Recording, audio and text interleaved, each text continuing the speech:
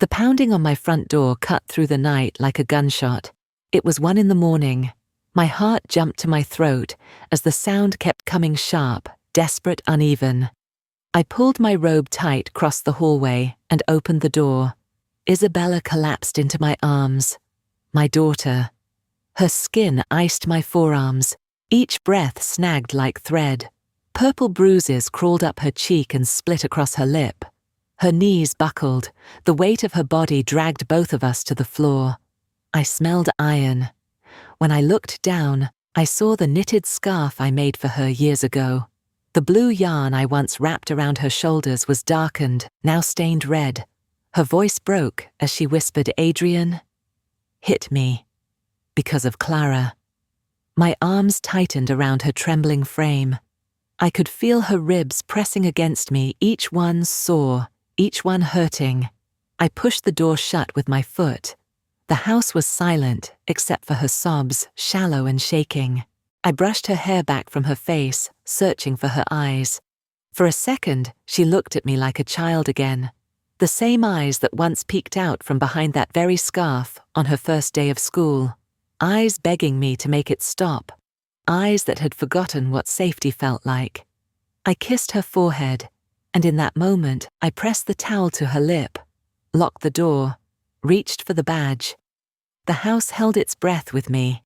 I laid her on the couch, reached for the blanket, and pressed a towel to her split lip. She winced, but she let me. I wanted to scream, to break something, to tear down the walls around us. Instead, I steadied my breath. I steadied mine so hers could shake. On the mantel above us sat the pocket watch Miguel left me. My husband gone too soon. The gold casing caught a glint from the hallway light. I heard his voice in my head as if he were standing behind me. Justice is patience, but also timing. I straightened my shoulders. Then I walked into my bedroom. Inside the closet, behind boxes of winter coats, hung the uniform I hadn't worn in years. My old badge, still clipped to the chest.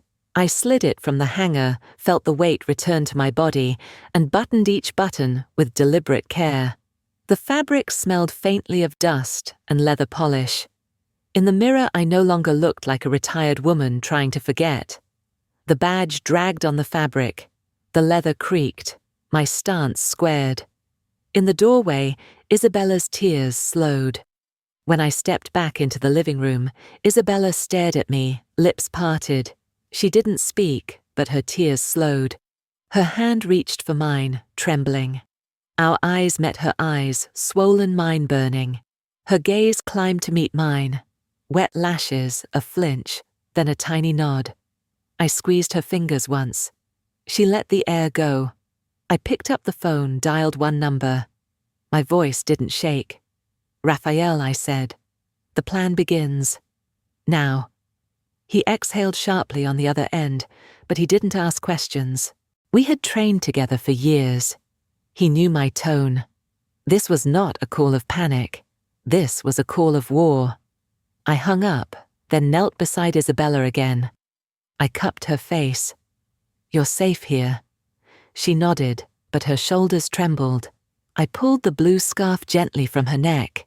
The blood was still wet, seeping into the stitches. I set it aside. My fingers brushed against her hair, and for a moment I remembered the nights I used to knit by the fireplace, her laughter filling the room. Now all I heard was the clock ticking. Each second, a hammer striking an anvil. My mind asked the question no mother wants. How long has this been happening? How many nights had she cried behind locked doors, while I believed her silence meant peace? I took out the pocket watch, opened the cover, and placed it in her palm. The ticking steadied her breathing. She closed her eyes, clutching it, as if Miguel himself was telling her she wasn't alone. The night outside pressed heavy on the windows. A car idled down the street, headlights off. My instincts flared. I closed the curtains, checked the locks twice. Whoever Adrian had watching us would find nothing tonight. I brewed tea chamomile, the same kind Miguel drank after late shifts. The scent filled the kitchen, soft against the iron taste still in the air.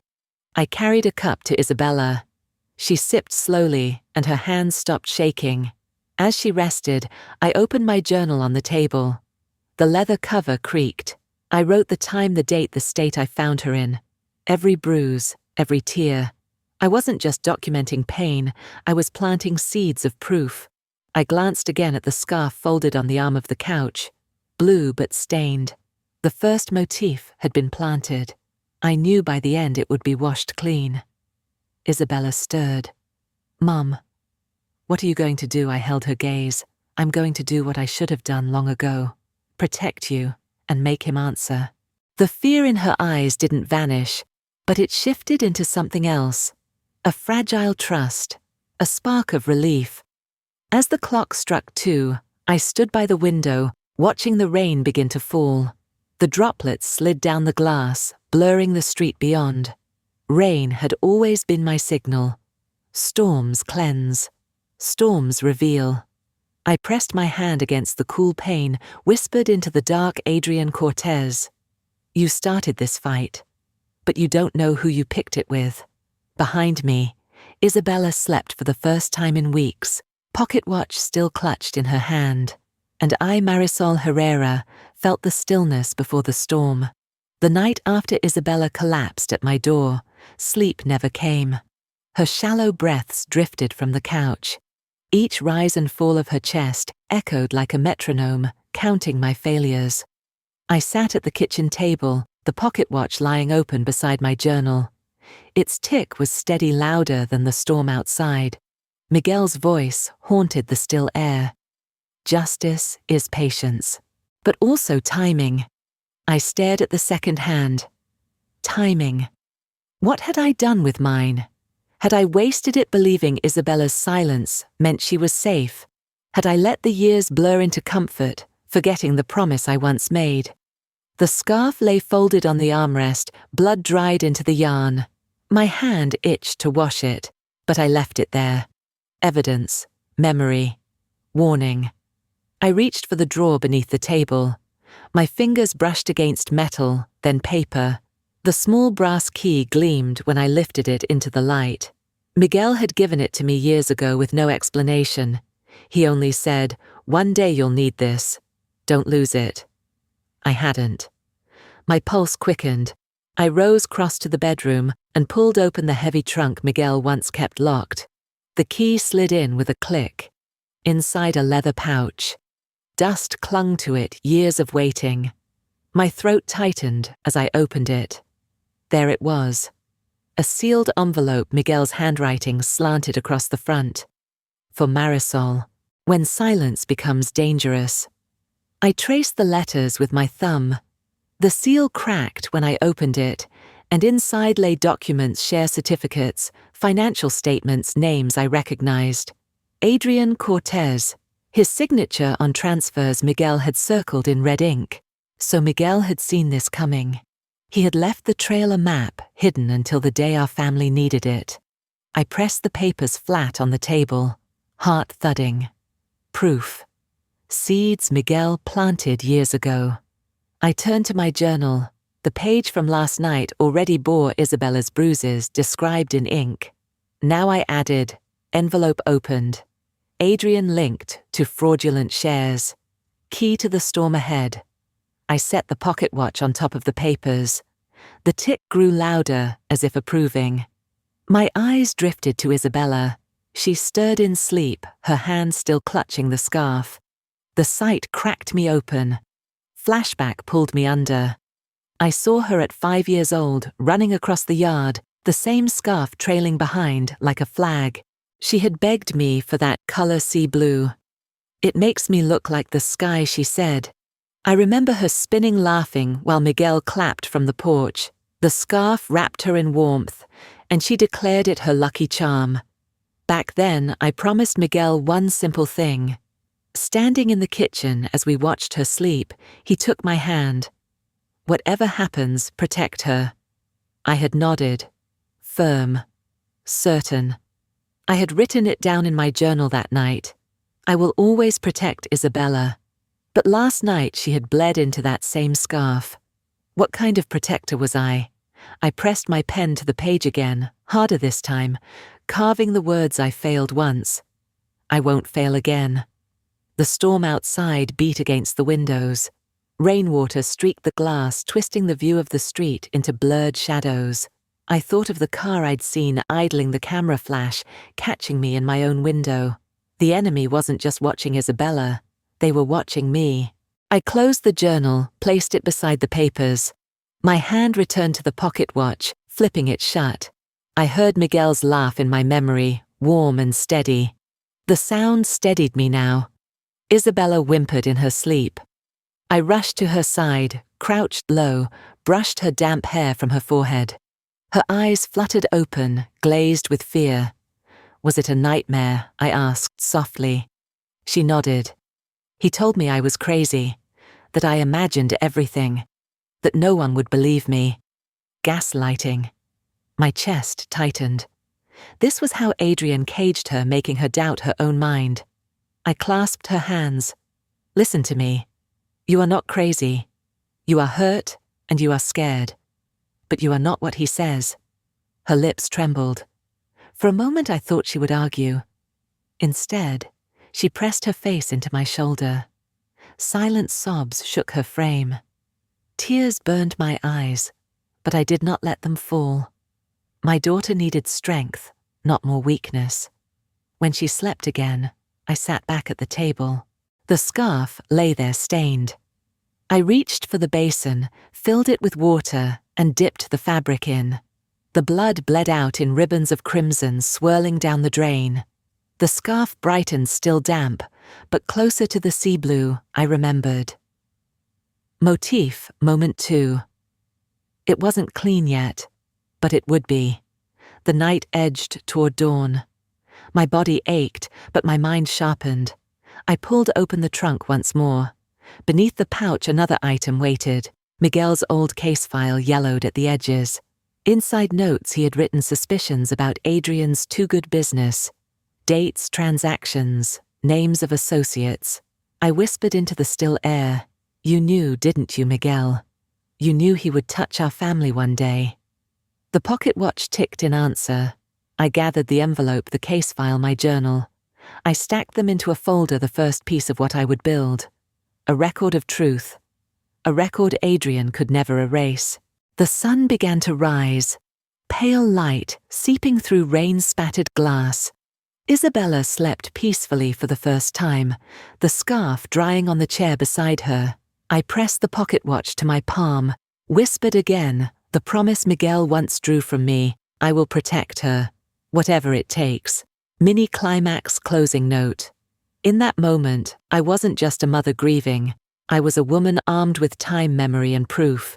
And I knew Adrian Cortez had already lost, he just didn't know it yet. I took Isabella to the hospital the very next morning. The hallway was blindingly white, the sharp scent of disinfectant stinging my nose. Her arm felt ice cold in my hand, her fingers trembling as though they were clutching a secret she dared not reveal. The doctor entered, his eyes grave. He began writing each stroke of his pen, pausing over the bruises that mapped her skin. He looked up and exhaled slowly. These are clearly injuries from external force. This needs to be reported to the police. Instantly, Isabella bolted upright, panic flashing in her eyes. No, please don't call them. I don't want that. I just slipped and fell. I squeezed her hand, feeling the tremor pulse through her bones. Isabella, tell the truth. This wasn't from a fall. She shook her head furiously, tears spilling down her face. You don't understand. If the police get involved, he'll destroy everything. Her words cut like a knife. Her fear wasn't only of his fists. She was terrified of the shadow Adrian had built around her, the shadow that blocked every exit. The doctor looked at me conflicted. He knew the law, but he also saw the terror in her eyes. I drew in a deep breath and gave a slight nod, silently asking for time. He left quietly, setting a medical certificate on the desk before closing the door. I picked up the paper, dry clinical terms, but to me it was a cry for help written in blood. I slid it into my growing folder alongside the documents Miguel had left me. The chain of evidence was beginning to form. Isabella's phone buzzed on the table. Adrian's name lit up the screen. She froze, staring at it like a sparrow catching sight of a hawk's shadow. I reached for it to silence the call, but she panicked. No, if I don't answer, he'll get angry. My teeth clenched. I nodded. Her trembling thumb pressed the screen. Adrian's voice erupted low and sharp, loud enough for me to hear every word. I hear you've been making trouble again. She's unstable. She did it to herself. Even her mother knows it's true. Isn't that right? Isabella gripped the phone, her lips quivering. Yes, I'm unstable. I did it. It wasn't you.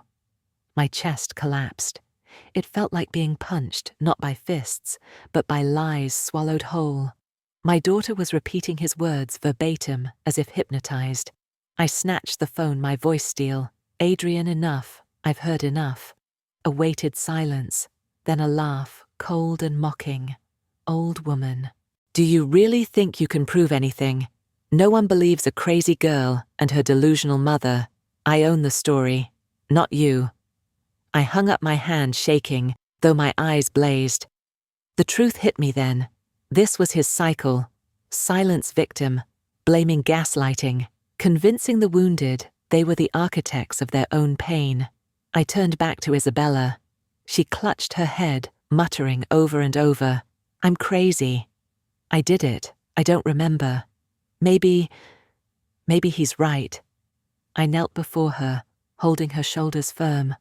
Listen to me. You are not crazy. You are being manipulated. That is how he controls you. But the truth is written on your skin in every bruise. And I've recorded all of it. Her eyes met mine, wide and wet, searching. But what if no one believes me? What if they all take his side? I placed the pocket watch in her hand. Time will reveal the truth. Your father left us the evidence, and I will not let silence kill you one more time. She nodded faintly, though the darkness still lingered in her gaze. Gaslighting wounds deeper than flesh. It corrodes self-trust. The doctor returned carrying pain medication. He lingered by the door, then said quietly, I can't ignore this, but I can document the report in a way that serves your case. You understand? I nodded. His words were a lifeline. He could not openly challenge Adrian's power, but he had given me the first brick in the wall of truth. When we left the hospital, rain poured down again. I draped my coat over Isabella's shoulders, winding the blue scarf around her neck. Its color was faded now, the bloodstains still there, but I knew one day it would be clean. We hurried to the car. I locked the doors, switched on the wipers. In that moment, I breathed deep and looked at my daughter slumped against the window. Fear clung to her, but in my hand, the pocket watch ticked on. Each beat was a reminder I still had time, and I would use it to break the cycle of silence. By noon, the following day, Adrian's story was everywhere. Isabella was mentally unstable. She had a history of depression. She hurt herself for attention. He sent fabricated emails to her colleagues, messages forged to look like she had written desperate cries for help. They whispered through offices, police precincts, and social circles like wildfire. My phone rang 3 times before noon. Officers I once trained with spoke cautiously, their tone rehearsed. Marisol, maybe you should consider that Isabella needs psychiatric care. I could hear the doubt they were trying to plant in my head. Doubt was Adrian's sharpest weapon. I slammed the receiver down my chest, tightening. It wasn't enough for him to bruise her body. He was bruising her name, her sanity, her voice. That afternoon, Camilla knocked at my door. She was our neighbor, a woman whose life revolved around her camera feeds and neighborhood gossip. She avoided my eyes at first. I heard things about Isabella, that maybe she isn't well. You should get her checked. Her words scraped like sandpaper across my nerves. I wanted to throw her out, but then I saw something flicker across her face. Hesitation, almost guilt. I steadied my tone. Camilla, you have cameras, don't you? Show me what they saw the night Isabella came here. She hesitated, chewing her lip. then nodded. Within minutes, we were in her small living room, screens glowing.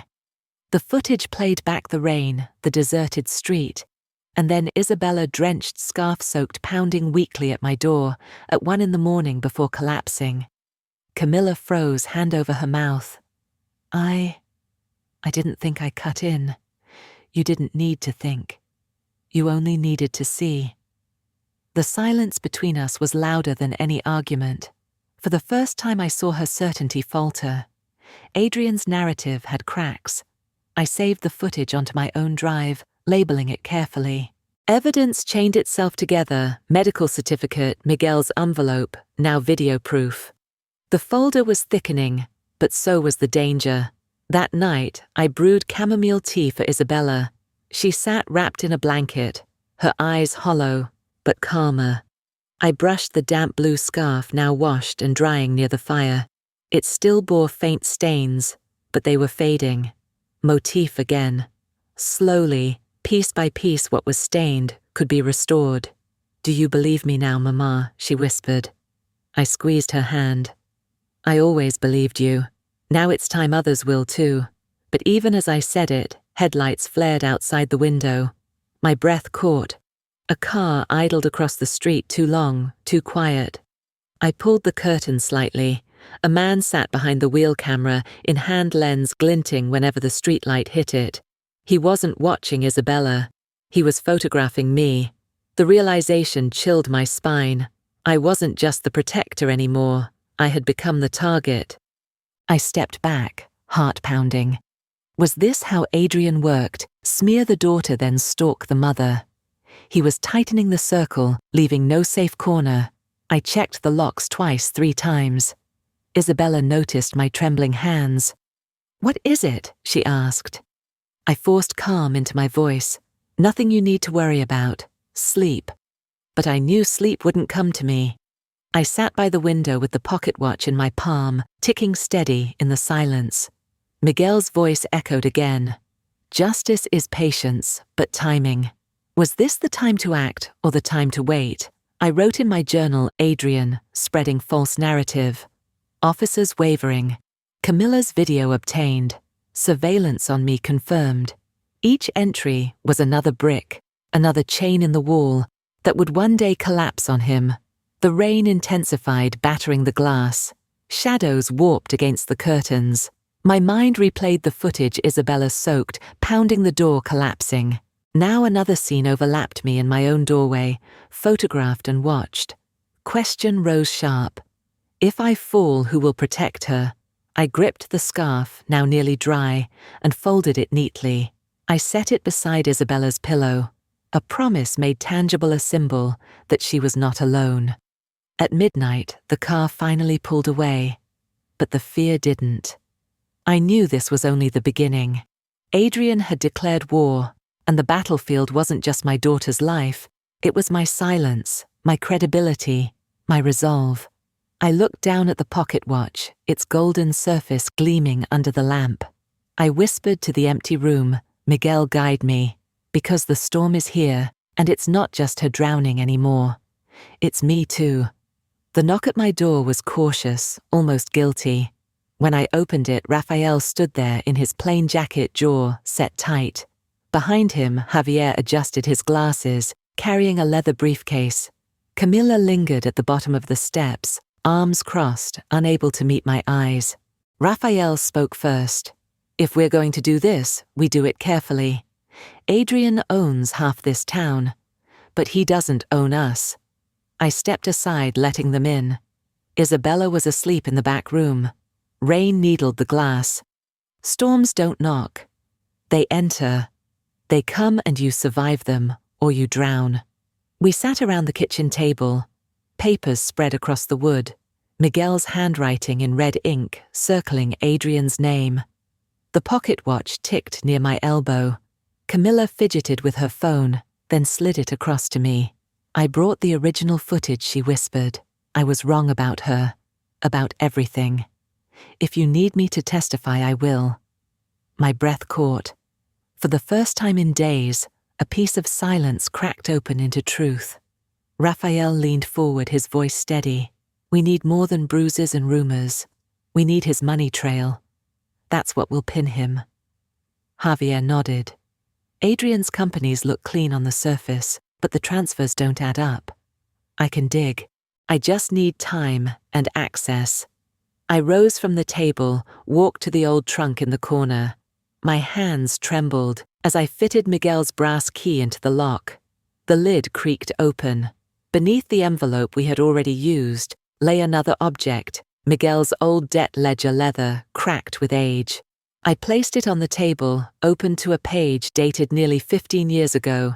His handwriting was sharp, deliberate Cortez, suspicious transfers, repeated, offshore account. The words hit me like thunder. Miguel had known. He had tracked Adrian long before Adrian married my daughter. I traced the ink with my finger. He left a map in ink. We would walk its lines. Camilla leaned closer, whispering, as if afraid the walls might hear. If Adrian finds out we're doing this, he'll come for us too. I looked at her, unblinking. He already has. But this time he won't silence us. We divided tasks in hushed tones.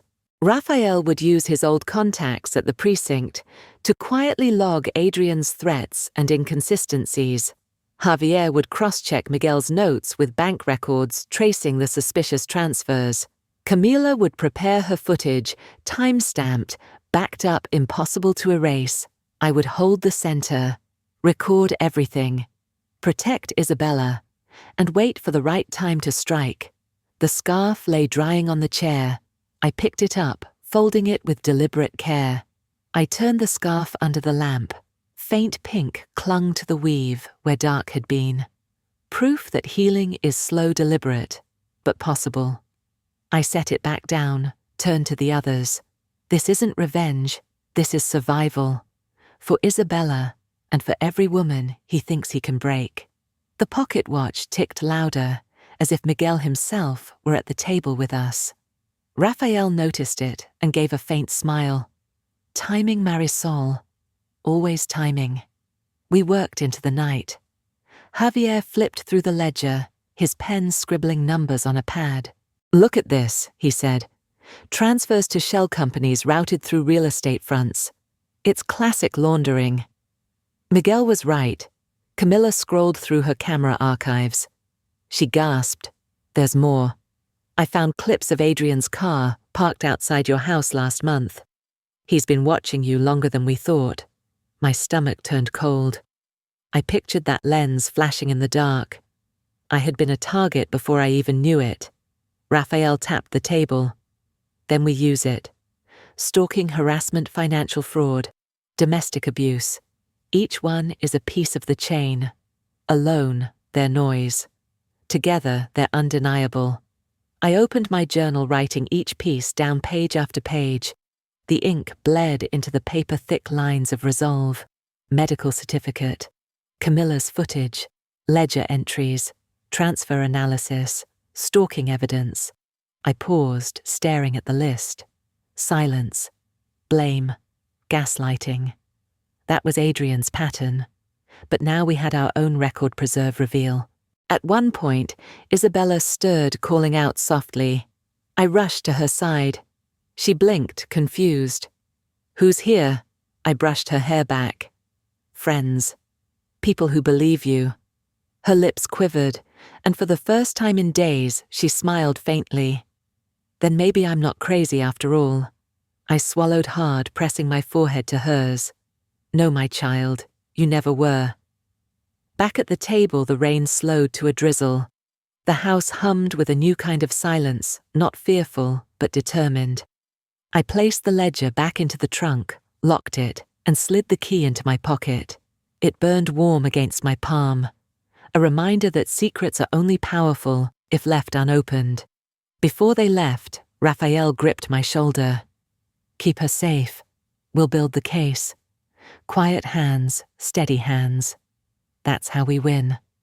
Camilla lingered at the door. Marisol, I'm sorry I doubted her. I'll testify. Whatever it takes. I nodded. You won't just testify. You'll help break the silence. When the door closed behind them, I stood alone in the dim kitchen. The pocket watch gleamed under the lamp. I whispered to the night, "The plan begins." Quietly, but it begins. The scarf folded neat, the watch ticking steady, the ledger locked but alive. 3 motifs, 3 promises, and in my heart, one vow carved deep. Adrian Cortez would soon learn that silence is never his to own. The screen glowed in the corner of the community center lobby. Adrian's face filled it perfect suit, easy smile, the golden backdrop of a charity gala behind him. A reporter's voice praised his unwavering dedication to families in need. The crowd applauded as he cut a ribbon for a new scholarship fund. My fist clenched so hard, the pen in my hand cracked. On screen, he cut a ribbon. Off screen, he cut skin.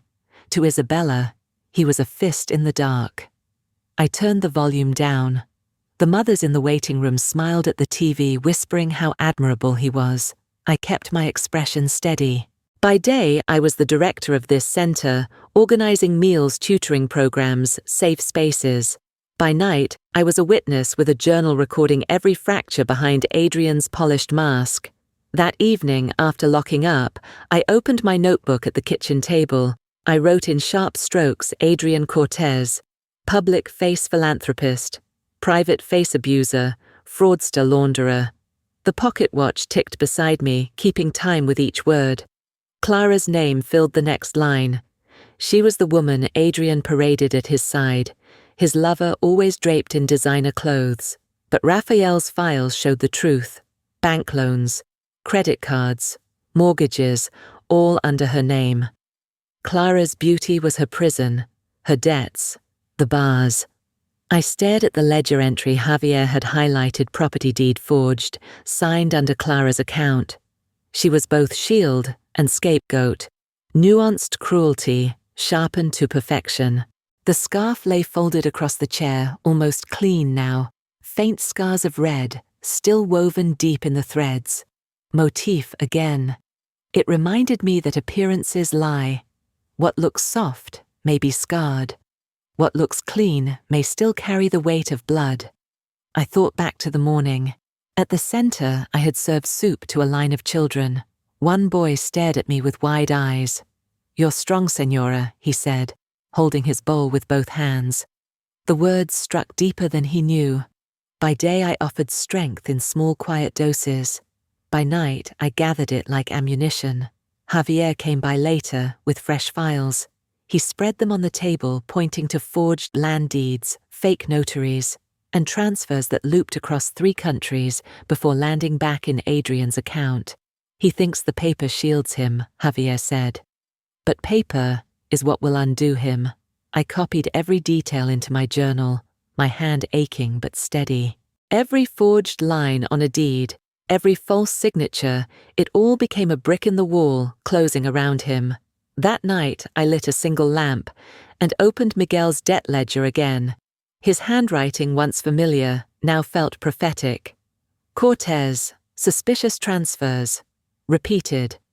My late husband had seen through Adrian years ago, and now I walked the same trail. The pocket watch gleamed under the lamp.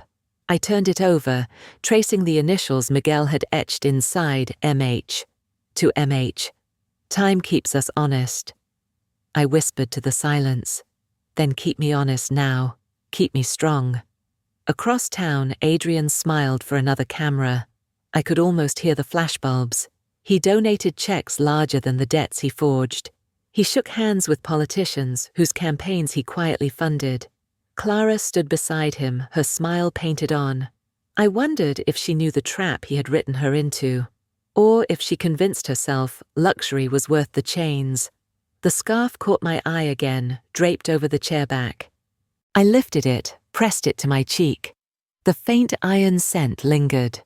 Motif reminder healing takes time, but scars whisper the truth louder than any speech on a stage. I recorded more entries. Community center funds compared. Adrian's charity has discrepancies.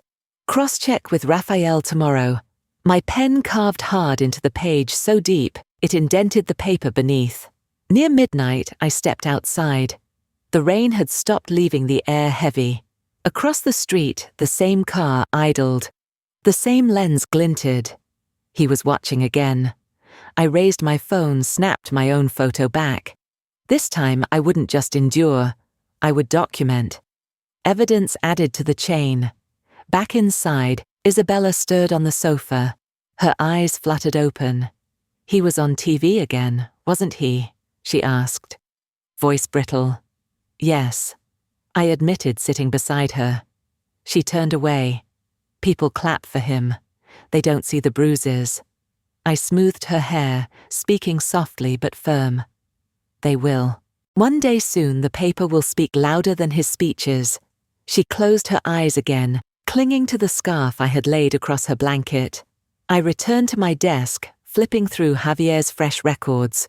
Forged deeds, stolen names, shell companies. Each page whispered corruption in neat black ink. Each page was a weapon. The pocket watch ticked, marking every moment, every lie exposed. Time was no longer his ally. It was ours. I closed my journal, pressed my palm flat against the cover. Quiet hands, patient hands, but hands that never stopped building the case. Mini climax, closing beat. In the mirror above the desk, I saw both faces. The woman in daylight directing a community center. The woman in midnight building a dossier to bring a man down. 2 faces, 2 lives, but only one mission. And I whispered to Miguel's memory, to Isabella's scarred hope, to the silence that had carried too long. The mask is slipping, and when it falls, the world will see him as we do. The bell over the pawnshop door rattled as I pushed it open. The smell of rust and old sweat filled the room. Dusty guitars leaned against broken televisions, and stacks of pawn tickets sat behind smeared glass. Adrian was already there, waiting, his gold watch catching the neon light. Mini climax opening hook. I didn't waste time. I dropped a folder on the counter. Photos spilled out Isabella's bruised arms, the video still of her knocking at my door in the rain, copies of forged deeds, Miguel's debt ledger marked Cortez's suspicious transfers, and glossy pictures of Adrian wrapped around Clara. Adrian barely glanced at them. He smirked, leaned back, and lit a cigarette. "These papers mean nothing," he said coldly. "I own this town." The words hit me harder than the smoke curling in the air. I pressed the pocket watch in my coat pocket, its ticking steady, anchoring me. Motif-planted time never belonged to him. "Do you?" I asked. My voice was calm, but it carried the weight of every night I had written in that journal. He exhaled, eyes half-lidded. "Judges, cops, bankers. They all answer to me. You bring papers. I bring silence. Guess which one wins?" His arrogance pressed against me like a wall. But walls crack. I leaned forward, spreading the ledger open, showing Miguel's handwriting. Adrian's eyes flickered just for a second. He recognized the trail. "You forged the signatures," I said, tapping the page. "But Miguel saw you years ago, and now so do I." Adrian stubbed out the cigarette and laughed, a harsh sound against the humming fridge in the back. "Your husband is dead, his notes are just ink. And your daughter." He let the sentence hang heavy. My blood chilled, but I didn't move. "Careful, Adrian." For a heartbeat, silence thickened between us. Then he leaned close, his cologne sour with smoke. "She'll never testify. She's broken. And you'll bury yourself chasing ghosts." I snapped the scarf from my bag, laid it across the photos. The faint stains glared under the neon light. "She is not broken. And ghosts write louder than living men when the truth is this dark." Adrian's smile faltered just slightly. He pushed the scarf away like it burned him. The shopkeeper coughed nervously in the corner. Adrian flicked his wrist, and the man disappeared behind a curtain, leaving us alone. Adrian lowered his voice. "Do you know why I keep winning, Marisol? Because people like you believe in paper. I believe in fear. And fear leaves no trail."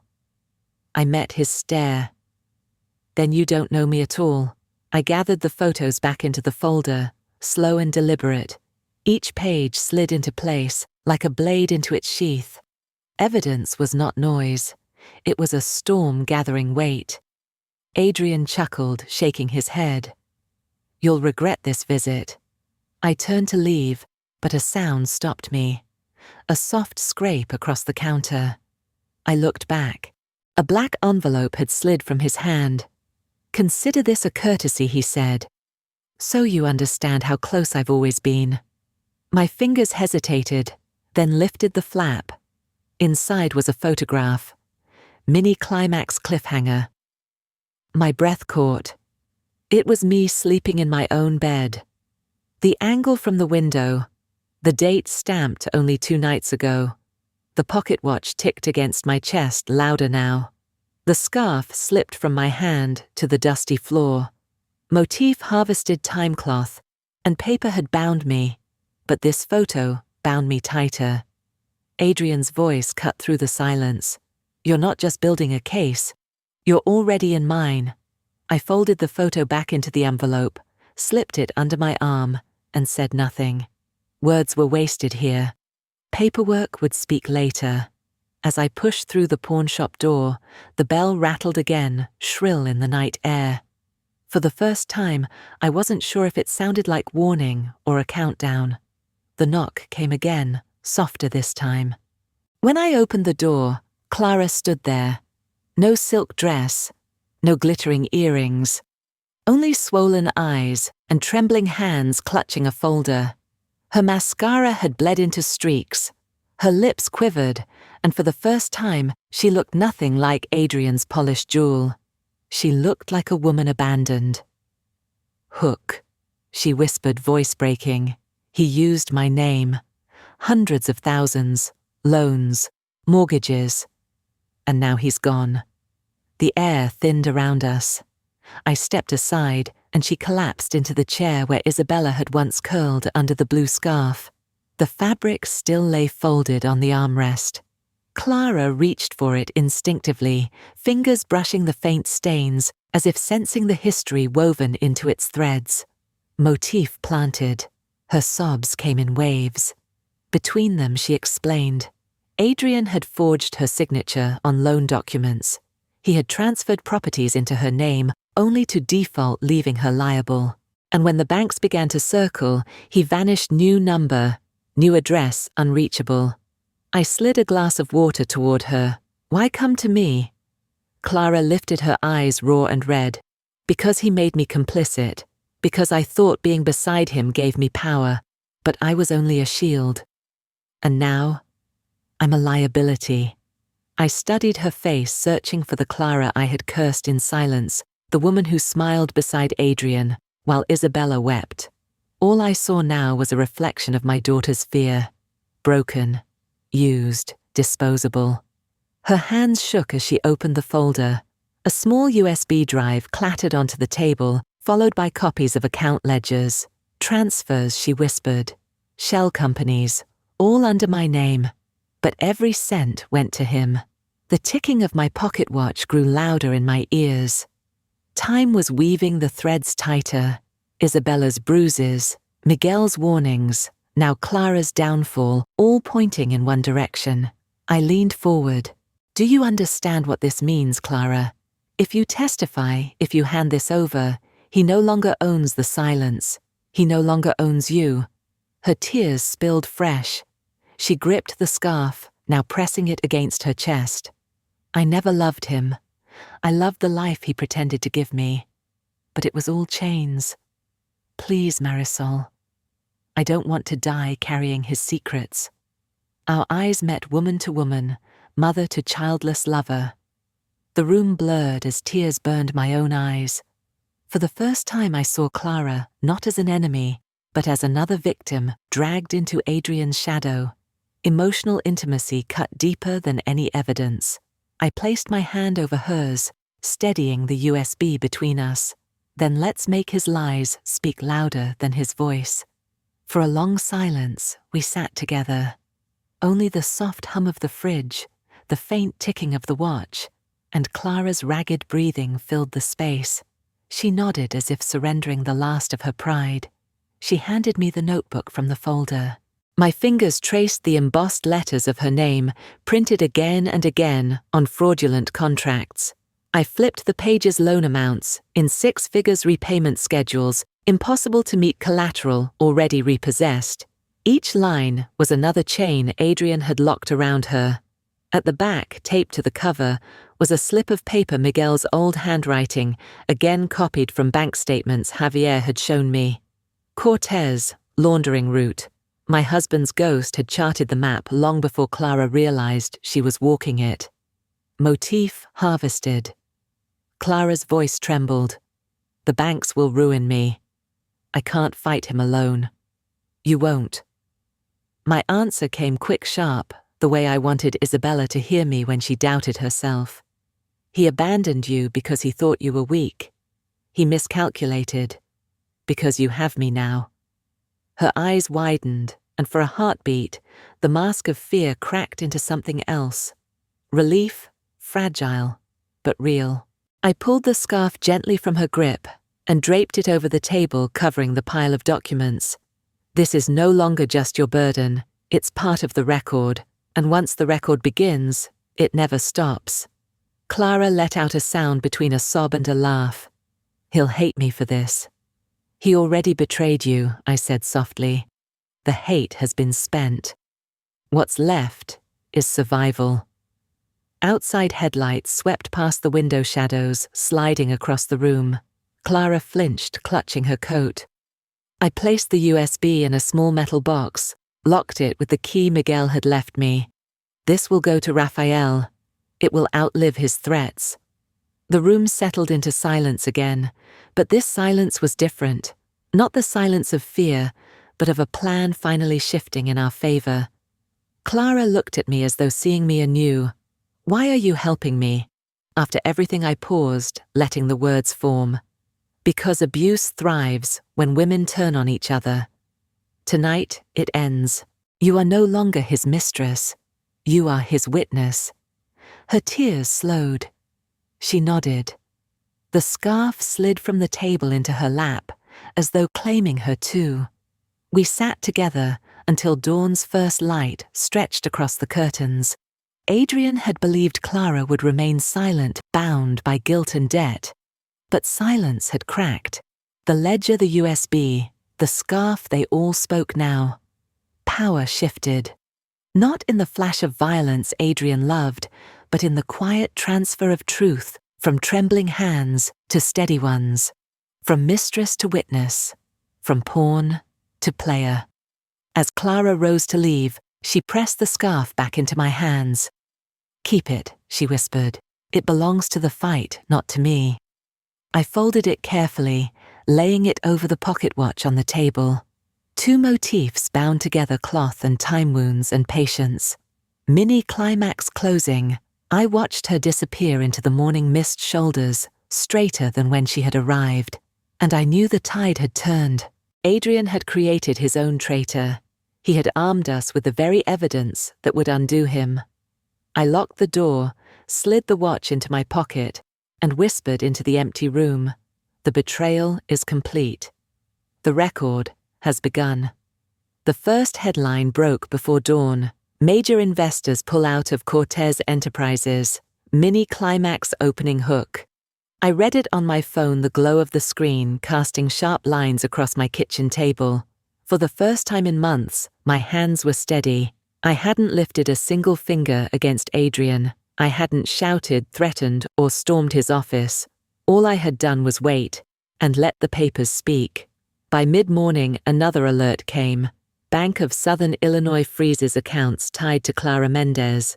They didn't know yet that Clara had already crossed over to our side, that the USB sat locked in my drawer, time-stamped and duplicated.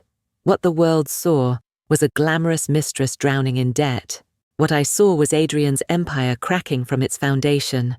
Motif planted, I touched the pocket watch in my coat. Tick by tick, it reminded me time was the teacher, and Adrian had no immunity from its lessons. I didn't move to gloat. I didn't call anyone. Instead, I turned the page of my journal and wrote in firm ink, "Fall begins. Paperwork takes root." That same day, a sleek black Mercedes was hauled from his driveway, loaded onto a tow truck. I stood across the street, scarf folded tight in my hand, and watched neighbors whisper as the car rolled away. The woman 2 houses down murmured, "Isn't that Adrian's?" Another shook her head. Not anymore. By evening, his mansion had been tagged with a neon sticker, "Foreclosure Notice," bright as a wound against polished stone. I passed by slowly, my eyes scanning the gates where once cameras had tracked Isabella in the rain. Now those gates bore silence, except for the paper nailed into them. Paperwork harvested. Camilla knocked that night, her face pale. "Marisol," she said, "I have to tell you something." She held up her phone. It was the same camera footage she had once doubted. Isabella at my door, soaked, bruised, begging. Camilla's voice cracked. I showed it to the women on my street. They didn't believe me before. Now they do. She gripped my hands, tears trembling in her eyes. We whispered she was unstable, that she hurt herself. We helped Adrian without meaning to. "I'm so sorry." I looked at her, at the weight pressing her shoulders. "The truth doesn't need apologies, Camilla. It needs witnesses. And now you are one." Words spread fast. By Friday, the whispers in the market had turned into stares. Adrian no longer walked through crowds collecting praise. Instead, he hid. Shopkeepers, once eager for his business, now crossed their arms when his name was mentioned. The same mouths that had called Isabella hysterical now muttered, "Poor girl. That poor girl." I laid the blue scarf on my desk, smoothing its fabric, as I listened to the radio announce yet another withdrawal. Federal inquiry launched into falsified deeds tied to Cortez Enterprises. The scarf no longer smelled of blood. It smelled of rain and wool and time. Healing, but still scarred. Javier sent me a message that night. "They're crumbling from the inside. Partners want distance. Regulators circling." I wrote his words in my journal, the ink pressing deep into the paper. Each entry was a brick, each fact, another nail. I didn't smile. I didn't rejoice. Quiet satisfaction was heavier, deeper. Watching Adrian's fall was not about revenge. It was about silence returning to its rightful owner, not as fear, but as peace. Days passed. More cars disappeared from his garage. Furniture trucks pulled away, loaded not with new luxuries, but with possessions seized. Neighbors who once envied his wealth now turned their faces away, ashamed of their admiration. One evening I overheard children in the park. "He was on TV last month," one boy said. "My mum said he gave money to schools." Another shook his head. "My dad says he's a liar. He hurt people." Even the young were learning what silence had hidden. Camilla came again, this time with 2 women I barely knew. One worked at the bakery, the other at the post office. They sat in my kitchen, twisting their hands, ashamed. We repeated his lies, one whispered. We said Isabella was unstable. We didn't want to believe. Now, we can't stop seeing the truth. Isabella stepped quietly into the room, scarf around her shoulders. The women fell silent, eyes wide, at the bruises still faintly tracing her skin. For a long moment, no one spoke. Then Isabella lifted her chin. "I'm not crazy," she said softly. "He hit me. For his lover." The women broke, tears sliding down their cheeks. They reached for her hands, as though touching proof. And for the first time, Isabella wasn't alone in her pain. The community had turned. Motif harvested. I closed my pocket watch and laid it beside the scarf. Time and cloth, 2 symbols of patience and pain, had worked together, and now the paperwork would complete the lesson. By Sunday, foreclosure officers nailed a second notice onto his gates. A moving truck idled on the curb. Adrian wasn't seen. Rumor said he was holed up in a hotel under another name, but the banks didn't care. They wanted signatures, repayments, collateral. And his silence could no longer cover them. I walked past the mansion once more. The gates were quiet, but behind them the grand house sagged like an abandoned stage set. Curtains, drawn windows dark. The neighbors who had once envied, now pitied. Adrian had become a ghost inside the very palace he built. I wrote in my journal that night, "The fall is the lesson, not for him alone, for all who believed silence was safer than truth." And when I set down my pen, I whispered into the still room, "Time has caught him. Paper has taught him. And the town will never forget." The gavel struck once sharp as thunder. Hook opening clash. Adrian sat only a few feet away, his suit pressed his tie perfect, but his face pale. For the first time the cameras were not his allies. They belonged to the court. And so did I. Raphael rose first. He laid a thick binder on the table, opened it wide, and one by one began to present what silence had carried to this moment. Photographs projected across the courtroom, Isabella's bruises in sterile hospital light. The jury shifted in their seats, faces hardening. The video followed Isabella at my door, soaked in rain, her voice breaking, as she begged for safety. Gasps rippled through the gallery. I watched Adrian's jaw tighten. He stared at the table, not at the screen. For a man who once claimed he owned the town, he suddenly looked very small. Then came the paperwork. Raphael held up the forged deeds, the falsified mortgages, each stamped with Clara's name, each dripping with Adrian's signature, masked beneath fraud. He read aloud the figures, the dates, the banks. Paper by paper, the walls closed in. Motif planted, I touched the pocket watch in my hand, its ticking a reminder that Miguel's trail had not been for nothing. Clara took the stand next. The room hushed. She sat straighter than I had ever seen her, the blue scarf draped over her shoulders like armor. Her voice trembled only at the start. He told me to sign. He told me if I didn't, I'd lose everything. He used me to hide his money. And when the debts came, he left. Her tears fell openly, but not from weakness, from release. The jury leaned forward. Even the judge's eyes softened. Clara was no longer his mistress. She was his witness. Adrian's attorney objected, rattling off claims of fabrication, but Raphael silenced him with a single motion. He held up Miguel's debt ledger, the handwriting strong prophetic. Even before his death, Miguel Whitlow marked Cortez as suspicious. His instincts were correct. Adrian shifted in his chair, sweat glistening at his temple. He whispered furiously to his lawyer, but no defense could scrub away ink that had survived years. I rose, then slowly, deliberately. The room turned. My uniform jacket was plain, but my words carried sharper edges than any badge. "I am a mother before I am a cop," I said. My voice didn't shake, and my daughter's body became the ledger you cannot erase. You called her unstable. You called her broken. But the truth is, here on her skin in these pages, in these transfers, this isn't noise. This is the room finding its voice. The gallery erupted in murmurs. The judge's gavel banged for order. I placed the small silver key on the table, the key Miguel had left me. For weeks I had guarded it, unsure what it unlocked. Now its weight pressed destiny into my palm. Raphael took the key, walked to a black safe box delivered under seal. He turned it. The lock clicked open. Mini climax twist inside lay a contract stamped and signed. Not forged this time. Real.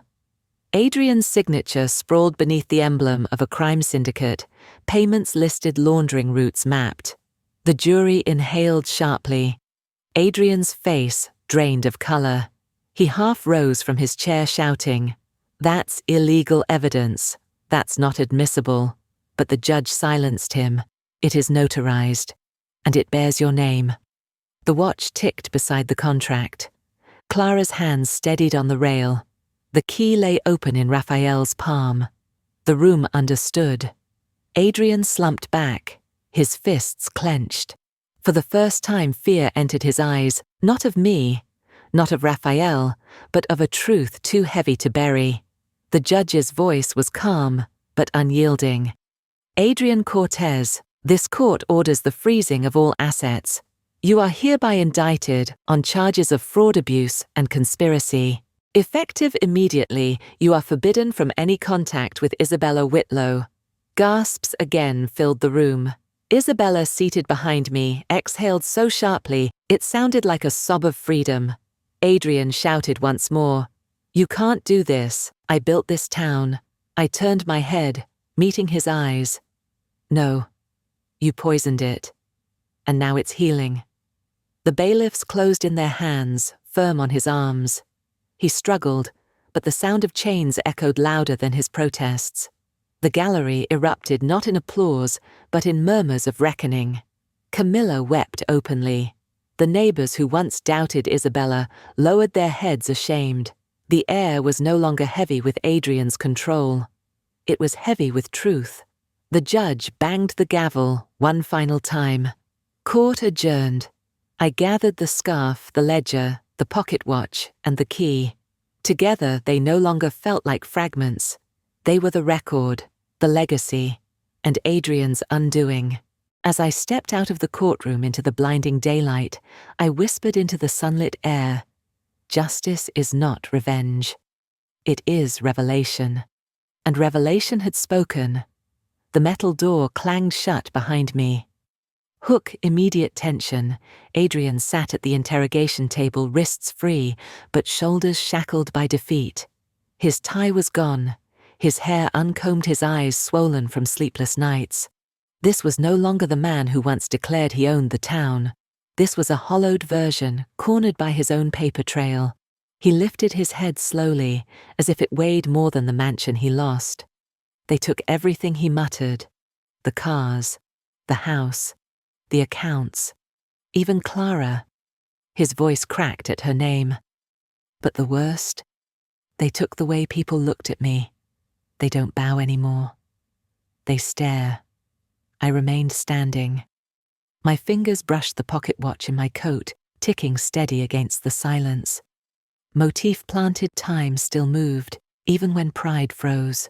Adrian's gaze darted to me, searching for the enemy he once imagined. "Do you feel proud, Marisol, watching me fall?" I leaned forward, my voice calm, unwavering. "Pride has nothing to do with it. Justice is not revenge. It's a mirror." He flinched at the words, like the glass had already shattered before him. His hands gripped the edge of the table, knuckles white. "A mirror," he whispered. "Then what do you see in me?" I didn't rush the answer. I let the watch tick, the scarf folded in my bag, the paperwork piled behind me in boxes of evidence. I see a man who built an empire of lies. And when it crumbled, all that was left was a boy terrified of being ordinary. His lips trembled. He dropped his eyes. For the first time, silence didn't serve him. It swallowed him. His chest heaved, then his face collapsed into his hands. A sob broke through ragged roar. The first tears I had ever seen him shed. Not for Clara, not for Isabella, not for the victims of his fraud, but for the truth that stripped him naked. The scarf motif returned. I unfolded it slowly, laying it on the table between us. The faint stains glowed under the interrogation lamp. "She carried these bruises because of you," I said softly. "And yet she is healing. What will you carry now?" He stared at the scarf, his tears dripping onto the edge. For a moment, his hand reached as if to touch it, then recoiled, as though the fabric might burn. His voice broke again. "I don't know how to be anything without control, without fear." I answered quietly.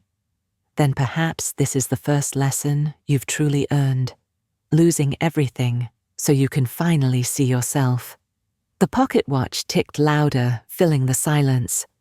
Miguel's legacy time's relentless witness. I placed it beside the scarf. "These are not weapons, Adrian. They are reminders. That power fades, but truth remains." His shoulders slumped. He nodded almost imperceptibly. I thought I was untouchable. I thought paper could always be bent. But it bent me. His hands trembled as he whispered, "Will she ever forgive me?" I let the question hang. Forgiveness is not mine to give. That's between you and the silence you left her in. But redemption starts with admitting you were never the master. You were the captive. Adrian bowed his head. The room felt smaller, the air heavier. Yet for the first time, there was no performance, no mask. Only shame weighty and unrelenting. Motif harvested. I closed the watch and the scarf together, locking them in my bag. The paperwork boxes remained behind, towering over him like monuments. He looked up once, staring at them, then broke again. It's all there, isn't it? Every lie, every theft, every bruise. Yes, I said simply, and they will speak long after you stop shouting. He dropped his head onto the table, sobbing openly. Not the cries of power undone, but of a man facing the reflection he could no longer shatter. I stood ready to leave. His voice followed me ragged. Marisol, thank you. For not killing me when you could have. For letting the papers do it. I paused at the door, hand on the cold steel. Justice doesn't kill Adrian, it teaches, and you at last are learning. The door clanged open, light spilling into the dim chamber. Behind me, the weight of shame held him in place, heavier than chains. And for the first time, I felt silence, not as fear, but as freedom. The rain came first, striking the roof like 1,000 steady drums. Hook opening clash. I stood by the window watching droplets carve silver trails down the glass. For months, rain had meant bruises, fear and silence. Tonight, it meant something else. Renewal. Isabella stepped into the room. Her posture was straighter, her hands no longer clenched. The faint lines of healing were visible, but they no longer defined her. She carried a folder, her acceptance into a new job at the community library. They said, "I start Monday," she whispered, a smile trembling at the corners. I pressed the pocket watch in my palm. Motif-planted time had carried her from brokenness to rebuilding. I whispered, "Your time begins again." She nodded, eyes shining. For once, no tears. Only determination. The next morning, Clara arrived. A single suitcase in hand. No jewelry, no designer coat. Just plain clothes and the tired relief of someone who had survived. She set the suitcase down gently. "I'm leaving the city. I want to start over, away from his shadow." Her voice faltered.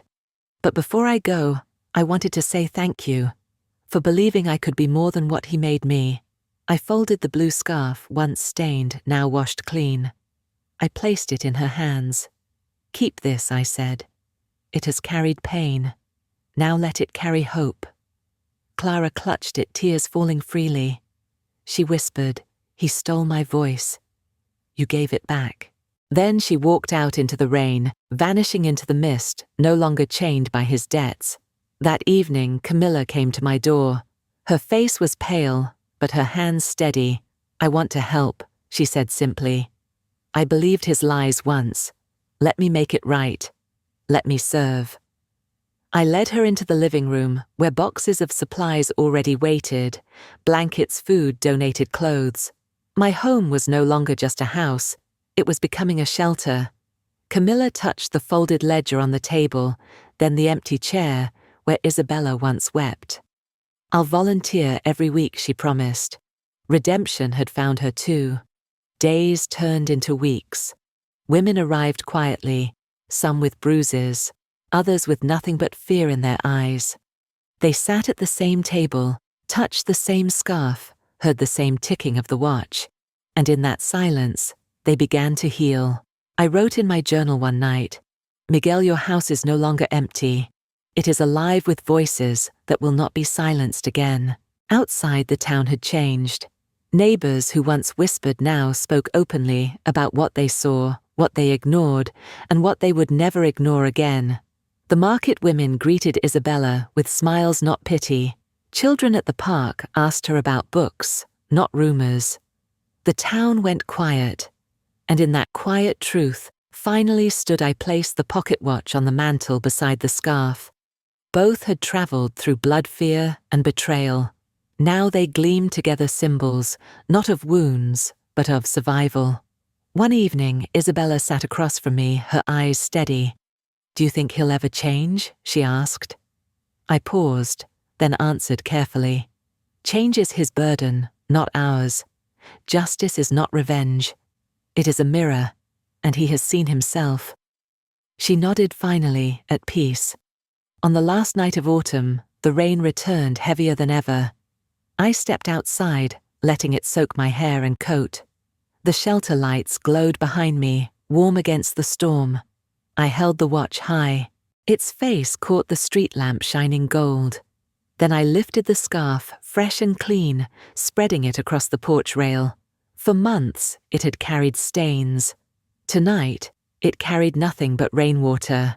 Motif-harvested time fabric and paper had all spoken, and they had spoken louder than Adrian's lies. Mini-climax emotional closure. I closed my journal one final time, its pages thick with ink notes and confessions. On the last line, I wrote, "Justice is not noise. It is the silence that finally speaks." I set down my pen, feeling the weight lift from my chest. The rain slowed. The night grew still, and for the first time in years, the silence around me was not frightening. It was freedom. I looked into the lens, speaking not only to myself, not only to Isabella, but to every witness of this story. What would you have done in my place? Which city are you listening from? Don't forget to subscribe.